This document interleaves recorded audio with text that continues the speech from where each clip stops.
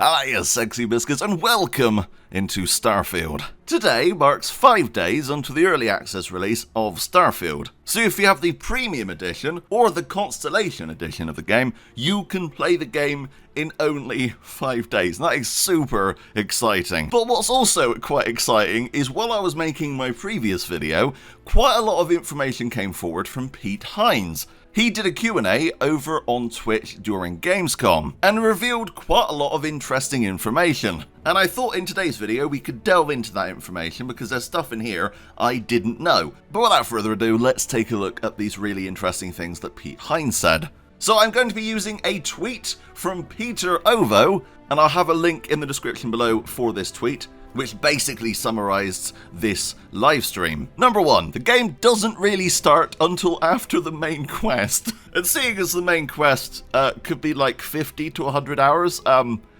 yeah, that's interesting. I don't know what this means. Personally, if I'm playing a Bethesda game, I generally do the first couple of missions and then just kind of delve out into the open world. I don't often complete the main quests of Bethesda games. So what does this mean? Are we going to have stuff locked away maybe until we can complete the main quest? I don't know. But the fact that the game continues after the main quest is very interesting. Because even if you look back at stuff like Fallout, the game just kind of ends. And that kind of leads on to this second point. New Game Plus relates to the main story. Pete Hines says it's different from most New Game Plus mechanics and is rather special. I have theorized that possibly this means that when we touch the artifact at the start of the game, that does something to our character. And I'm thinking there's going to be some kind of time loop element, and that would fix New Game Plus, right? So you would get to the end of the game and you'd have to make a big choice at the end, and then you'd get transported back to the start of the game with all of your skills and everything else, equaling New Plus, of course, but you'd still have all of your skills and you'd kind of go through the game again. I don't know if that's right, but that's my hypothesis, so I could be completely wrong, but I do like the idea of a time loop element. Pete Hines once accidentally got sucked into vacuum of space because he boarded an enemy ship and the pilot took off. Yeah, that's a thing that can happen then. Now in this stream, because I did watch bits of it while editing my previous video, oddly enough, where basically he said that you can't just walk out of your ship and like go fix a satellite or whatever. So I don't think there's going to be spacewalking, unfortunately. You are able to get out of your seat and walk around your ship, though, from everything we've seen so far. So that's important. But it would be cool, let's say our ship is about to explode, it would be nice if we could like dive out of our ship and onto someone else's, kind of like space just cause.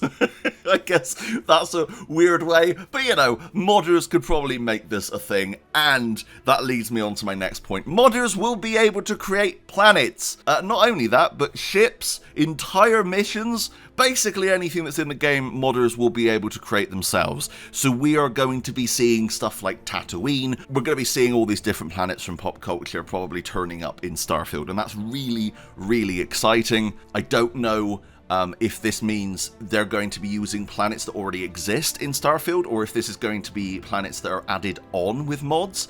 It might be both, but as of right now, the idea that you could literally just create a planet from any movie or TV show is kind of insane. One thing that would be kind of cool is if a modder could go in and modify the Earth to how it looks now. That could be kind of interesting. Trying to explore that on foot would be really intriguing. Multiple passive points of interest across the galaxy defined. An example Pete Hines gave was a set of farms where the people gave resources to the people of other planets. So there's like communities going around and giving each other resources. I'm assuming you'll be able to go and maybe help, maybe deliver those resources, or this might just be a background thing that's happening the whole time. If we find like a settlement on one planet and they talk about another planet, and then we go there and we can actually find those people, that'd be really interesting. Pete Hines doesn't know if you can fly from planet to planet, as grav driving is much quicker, only takes a few seconds. With grav driving, that's basically your warp capability, right? So you set a destination,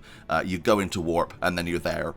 I'm hoping you do have the option, even though no one's going to do this, It would be nice to have the option of taking off from Mars, let's say, and flying to Earth manually.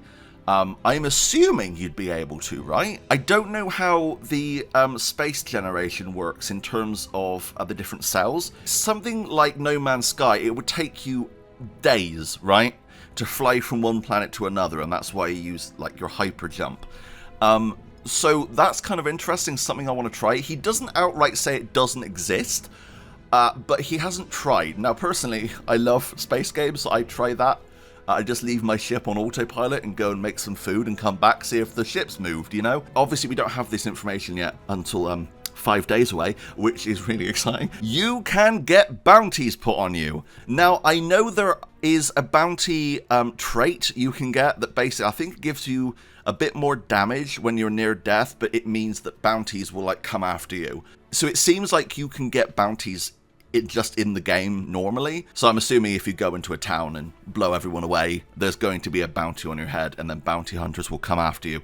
I don't know if that means they'll come after you on foot. I'm assuming so, but they're definitely going to be coming after you in space. I do love the kind of bounty hunters that come after you in Fallout and Skyrim. Museum on New Atlantis, the main city at the start of the game, it seems, explains the lore of the game, the Colony War, and what happened to Earth. So we can just go to a museum and go on a tour. That sounds amazing. I just want to do that. That's probably going to be my first port of call, right? So we could actually find out what happened to the Earth. I wish more games had stuff like this, especially open world games, where you could just go to a museum or a library and just look up the information you're wanting. That would be a really good way of doing lore, so you don't have to have it kind of thrown at you constantly. You could actually go and find it for yourself when you want to. Pete Hines says the boost pack skill is really important and fun. I agree. From everything I've seen so far, it looks incredible. I'm going to be having that as my first perk, definitely. There are an enormous amount of creatures. Pete Hines has no clue how many are in Starfield. I don't think the creatures are randomly generated, unlike something like No Man's Sky. I think the creatures in this game are handmade. So that's really interesting. If there are that many, that must have taken years to do. Good God. Pete Hines has no clue how long it would take to 100% the game. Says after 150 hours, he isn't even slightly close. Jesus Christ. This is going to be my life, isn't it? I knew Starfield was going to be big, but bloody hell. Lots of mod support post-launch. Yes. Now, I'm going to say right now, do not expect to have the mod menu on your game when we first get it. I don't think that's going to be implemented yet. They did say that's going to be something they're working on over the next couple of months. So do not expect mods to just be available on the console version. You know, here you have that little mod menu on something like Fallout 4. That's probably not going to be there for quite a while.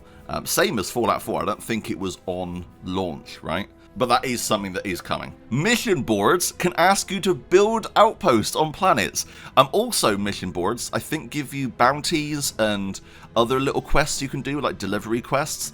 So mission boards are going to be really important in this game, it seems. Oh, another example of a mission board quest is this. Pete Hines gave a hilarious example where mission boards gave him a quest to take 2 people across to a different planet, aka space taxi.